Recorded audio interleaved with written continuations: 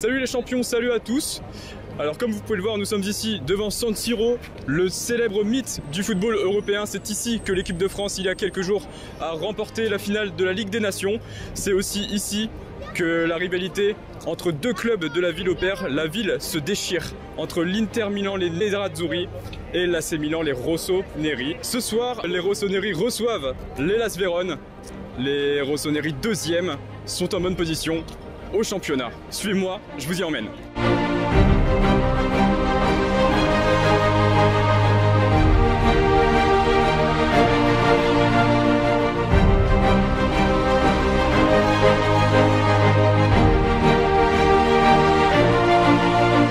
Pour ce match, dans ce temple du football, de 80 000 places, plus grand stade italien, seulement la moitié était attendue. En effet, les stades en Italie n'étaient encore autorisés à n'attribuer que la moitié de leur capacité totale. Cependant, l'ambiance reste au rendez-vous dans un stade qui risque de ne plus voir le jour. À Milan, le stade de la capitale économique du pays est un soir appelé Giuseppe Meazza, brillant de bleu et noir, un autre soir appelé San Siro, scintillant de rouge et de noir. Retraçons l'histoire de l'arène qui a vu une ville se diviser pendant presque un siècle.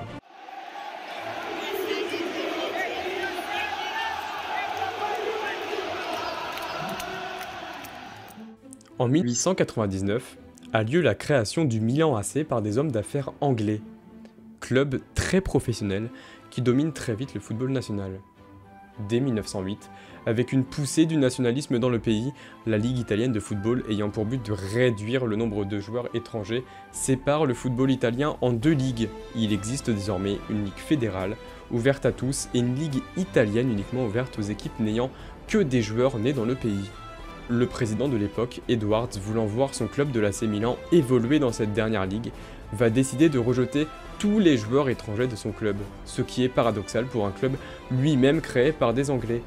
En protestation, une quarantaine de membres de l'AC Milan quittent le club pour créer en 1908 le leur qui évolue dans la Ligue fédérale dès 1909 sous le nom parlant du FC Internazionale Milano, ou plus communément Inter Milan. La fracture idéologique étant marquée, mais le Milan AC fait marche arrière dès 1909 et rejoint la Ligue fédérale. Ainsi, les deux Milan pourront s'affronter sur le terrain. Le premier derby della Madonnina, du nom de la statue de la Vierge Marie surplombant Milan du haut de la célèbre cathédrale du Duomo, donne pour vainqueur le Milan AC sur le score de 3-2. Cependant, dès l'année suivante, l'Inter de par sa force surprend l'AC Milan et prend le titre de champion en mettant une claque 5-0 à l'AC Milan. Pendant une vingtaine d'années, les Rossoneri sont dominés par ceux qui vont devenir leurs ennemis jurés avant de revenir sur le devant de la scène du football dans la ville. C'est là la base d'une des plus grandes rivalités de l'histoire du football. Dès les années 20, le Milan AC évolue dans le quartier de San Siro. Mal desservi par les transports en commun, la ville offre des places gratuites aux matchs du Milan pour les conducteurs des transports en commun.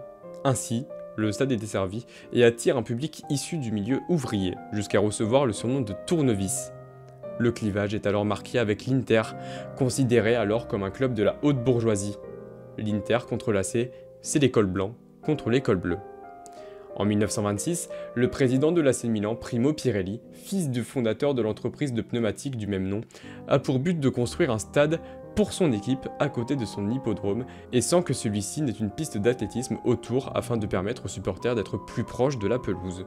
Le stade est construit et le 26 septembre de la même année, l'AC Milan reçoit l'Inter pour son premier match dans ce stade devant 35 000 spectateurs, mais s'incline sur le score de 6-3.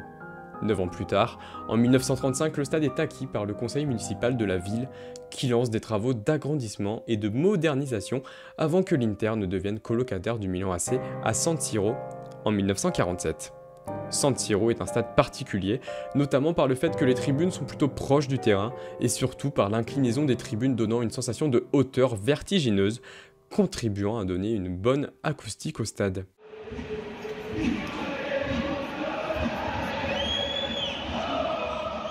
Dans les années 1960, on entre dans la période dorée du football à Milan. Au-delà d'un simple match entre deux clubs d'une même ville, le derby della Madonnina est le choc entre deux monstres européens qui marchent alors sur le football. Le célèbre Catenaccio de l'AC Milan permet aux Milanais de remporter 2 coupes d'Europe des clubs champions dans les années 1960. L'Inter réalise le même exploit en les remportant coup sur coup. En cette saison, Milan a vu sa ville portée sur le devant de la scène européenne à 4 reprises, faisant de l'AC et l'Inter les acteurs principaux du football de l'époque. Et encore aujourd'hui, aucune autre ville ne possède au moins 2 de ces clubs vainqueurs en Ligue des Champions. Au lendemain de cette période de gloire, le retour sur terre est compliqué pour ces deux grands. L'Inter en difficulté sur le terrain, le Milan AC en dehors.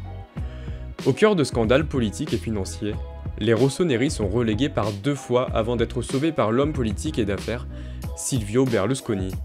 Actuel député européen, il rachète le club en 1986 et le relève, le redresse, le modernise, avant de le revendre en 2016. En 1980, après le décès de Giuseppe Meazza, l'année précédente, le stade fut renommé en son honneur. Ancienne gloire de l'Inter, également passée dans le club rival, l'appellation du stade Giuseppe Meazza est surtout utilisée par les interistes. Quand l'Inter joue, le stade est appelé Giuseppe Meazza. Quand l'AC Milan joue, le stade s'appelle San Siro. Dans les années 1990, le football italien est sous les projecteurs de toute la planète. Les Italiens ont un championnat en plein essor, attirant de grands joueurs. Les clubs, notamment ceux de Milan, étant aidés par les fortunes de leurs propriétaires. Les stars du football mondial foulent San Siro, tels que Frank Rijkaard, Ruud Gullit, Marco van Basten du côté de l'AC Milan, ou Lothar Matthäus, Andreas Brehme et Ronaldo Nazario pour l'Inter. Dans cette décennie de gloire, le Milan AC remporte 3 Ligues des Champions, tandis que l'Inter remporte 3 Coupes UEFA.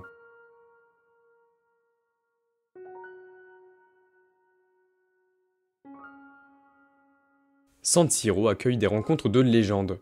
En 1956, l'Italie accueille le Brésil dans une rencontre que l'Italie domine et remporte 3-0 sous les yeux de quelques 125 000 spectateurs. Cependant, depuis le drame du Heysel en 1985, catastrophe due à des mouvements de foule causés par des hooligans avant la finale de la Ligue des Champions de l'époque, faisant 39 morts et environ 450 blessés, les normes de sécurité des stades sont revues. San Siro a revu sa capacité à la baisse et peut accueillir jusqu'à 90 000 personnes. Puis avec les normes de sécurité évoluant au fil des rénovations, San Siro compte désormais environ 80 000 places avec des sièges sur chaque emplacement. Le stade accueille des matchs de la Coupe du Monde 1934 et de l'Euro 1980. En 1990, l'Italie accueille la Coupe du Monde. Et pour préparer San Siro à cet événement, le gouvernement italien offre une aide de 30 millions d'euros. Cependant, le coût total du projet est de 60 millions d'euros, celui-ci a pour but de moderniser San Siro. Un 3e étage est construit, ainsi que 11 poutres de béton, dont 4 plus grosses sur les coins permettant la construction d'un toit. Ce sont par ces poutres que l'accès aux tribunes supérieures se fait. Celles-ci donnent l'impression qu'elles sont en rotation sur elles-mêmes lorsque les spectateurs les utilisent. En 2003, les performances des 2 colocataires du stade font qu'ils doivent s'affronter en demi-finale de la Ligue des Champions dans un derby bouillant, faisant de l'AC Milan le vainqueur au terme des 2 rencontres aller-retour grâce à la règle du but à l'extérieur, qui n'en est ici pas vraiment un. En 2010, José Mourinho ramène l'Inter sur le toit de l'Europe en remportant la Ligue des Champions, et l'Estadio Giuseppe Meazza est témoin de leur parcours, dont la demi-finale héroïque face au Barça. L'enceinte légendaire accueille également des finales de Coupe d'Europe, la finale de la Ligue des Champions 1965 voyant l'Inter de Jair et Luis Suarez s'imposer face au Benfica de Eusebio, ainsi que celle du Feyenoord Rotterdam, vainqueur face au Celtic Glasgow en 1970. Le stade accueille aussi 3 des 4 finales de Coupe de l'UEFA de l'Inter, la finale de l'ancêtre de l'Europa League se déroulant à l'époque elle aussi en match aller-retour. Les Milanais sont aussi spectateurs chez eux de la victoire sur la Roma en 1991 et Salzbourg en 1994, mais aussi de la défaite en 1997 face à Schalke. Jusqu'à ce que la finale se joue sur un seul match, en terrain neutre dès l'année suivante, la finale de 1998, ayant vu l'Inter battre la Lazio au Parc des Princes. En 2001, San Siro accueille la finale de la Ligue des Champions victorieuse du Bayern. En 2016, 2 équipes d'une même ville s'affrontent en finale de cette compétition à Milan. Mais il s'agit des 2 clubs madrilènes, le Real l'emportant de nouveau face à l'Atlético. Le stade n'accueille pas que des matchs de foot et se diversifie en 2009 en accueillant les All Blacks contre les Italiens pour le premier match de rugby de l'histoire à San Siro. Après une période de disette dans les années 2010 dominée par la Juve, les 2 Milan refont surface, d'abord sur la scène nationale lorsque l'Inter est sacré champion la saison dernière et que l'AC Milan est dauphin pour la saison en cours, à la seule différence de but. Sur la scène européenne ensuite, le Milan AC a fait son retour cette saison en Ligue des Champions, après 8 ans d'absence malgré une campagne compliquée. L'Inter dispute la finale de la Ligue Europa en 2020, mais est défait par l'habituel vainqueur du FC Séville. Les derbys sont toujours plus palpitants et tendus, alimentés par la rivalité historique de ces deux monuments du foot mondial, symbolisés par les frictions Lukaku-Ibrahimovic la saison dernière, par exemple, ou par le talent sur le terrain. Si le mythe de ce stade fait consensus, San Siro est cependant en grand danger de disparition dans les prochaines années. En effet, les deux clubs de la ville sont d'accord sur le fait qu'ils ont tous deux besoin d'un nouveau stade, bien plus moderne comme c'est le cas pour la plupart des grands d'Europe. Cette nouvelle enceinte pourrait être construite sur l'emplacement de l'actuel parking du stade de San Siro. Ce dernier serait alors démoli, car il serait impossible de garder deux tels stades dans la même zone. Ce nouveau stade serait comme l'actuel, loué par les deux à la municipalité, qui a besoin de garanties. Les plans de ce projet faramineux de 1,2 milliard d'euros sont prêts, avec également pour but de faire de San Siro un quartier des sports. Plusieurs obstacles se dressent à ce projet. D'une part, il faut détruire un symbole comme San Siro, et ce n'est pas évident, de par les souvenirs qu'il véhicule.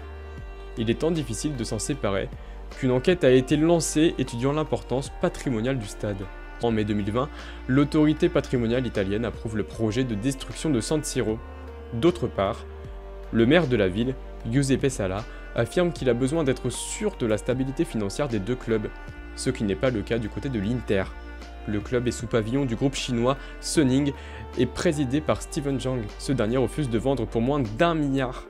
D'abord en cours de rachat par King Street, le fonds d'investissement public saoudien ayant racheté Newcastle récemment pourrait se positionner sur l'achat du club Nerazzurri en difficulté financière, avec des pertes d'1/4 milliard d'euros la saison dernière. La destruction du stade et la reconstruction d'un nouveau étaient initialement prévues pour 2023, mais les Milanais vont pouvoir encore profiter de l'arène lombarde quelques années.